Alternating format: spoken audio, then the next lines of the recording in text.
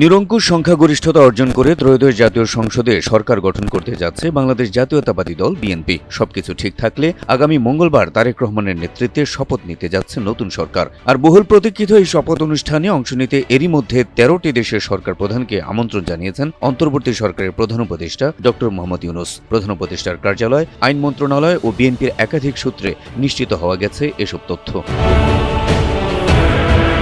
জানা গেছে, ত্রয়োদশ জাতীয় সংসদ নির্বাচনে বিজয়ী দল বিএনপির নীতি নির্ধারণী পর্যায়ের নেতৃত্বের সঙ্গে আলোচনার ভিত্তিতে অন্তর্বর্তী সরকার ১৩ দেশের সরকার প্রধানকে আমন্ত্রণ জানানোর সিদ্ধান্ত নিয়েছে। এখন পর্যন্ত আমন্ত্রিত দেশের তালিকায় রয়েছে চীন, সৌদি আরব, তুরস্ক, ভারত, পাকিস্তান, সংযুক্ত আরব আমিরাত, কাতার, মালয়েশিয়া, ব্রুনাই, শ্রীলঙ্কা, নেপাল, মালদ্বীপ ও ভুটান।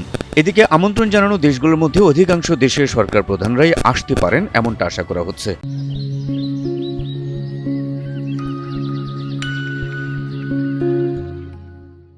সরকার প্রধান না হলেও দেশগুলোর পররাষ্ট্রমন্ত্রী কিংবা সরকারের প্রতিনিধি হিসেবে যোগ দিতে পারেন ঊর্ধ্বতন কর্মকর্তা। তবে সংবাদ মাধ্যম এনডিটিভি জানিয়েছে, আমন্ত্রণ পেলেও তারেক রহমানের শপথ অনুষ্ঠানে আসার সম্ভাবনা নেই ভারতের প্রধানমন্ত্রী নরেন্দ্র মোদীর। তার বদলে ভারতের পক্ষে অনুষ্ঠানে উপস্থিত থাকতে পারেন দেশটির পররাষ্ট্রমন্ত্রী এস জয়শঙ্কর অথবা ভাইস প্রেসিডেন্ট সিপি রাধাকৃষ্ণ। প্রসঙ্গত, আগামী মঙ্গলবার বিকেলে জাতীয় সংসদের দক্ষিণ প্লাজায় নতুন মন্ত্রিসভার শপথ অনুষ্ঠানের আয়োজন করা হচ্ছে। সংবিধান অনুযায়ী রাষ্ট্রপতি মোহাম্মদ শাহাবুদ্দিন নতুন মন্ত্রিসভার সদস্যদের শপথ পড়াবেন বলে জানিয়েছেন মন্ত্রিপরিষদ সচিব শেখ আব্দুর রশিদ। তার আগে মঙ্গলবার সকালে নবনির্বাচিত সংসদ সদস্যদের শপথ পড়াবেন প্রধান নির্বাচন কমিশনার এএমএম নাসির উদ্দিন।